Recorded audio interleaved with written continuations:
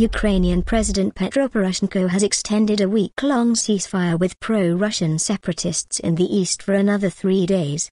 He said he was hoping for progress on his peace plan. Some rebel leaders in the Donetsk and Luhansk regions said they would observe the truce, but others rejected it.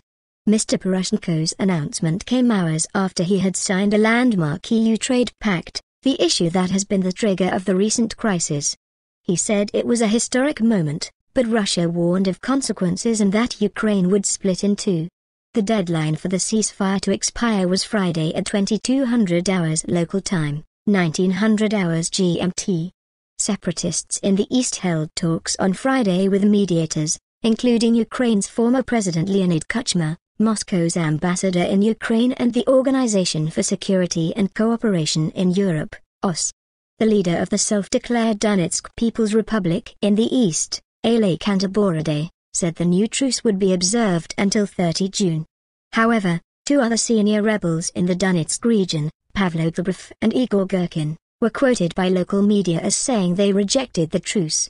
In Kiev, Mr. Poroshenko met top security and defense officials to discuss the truce after returning from Brussels. A statement was later posted on the Ukrainian presidential website confirming the truce until 1900 hours GMT 30 June. The document pointed to a policy statement on Ukraine, issued by the European Council on Friday, which set out key steps it expected to happen by Monday. They include the return of 3 key checkpoints to Ukrainian forces and the launch of substantial negotiations on the implementation of President Poroshenko's peace plan. Russian Foreign Minister Sergei Lavrov earlier said he would welcome an extension, but not if it were simply an ultimatum for separatists to lay down their arms.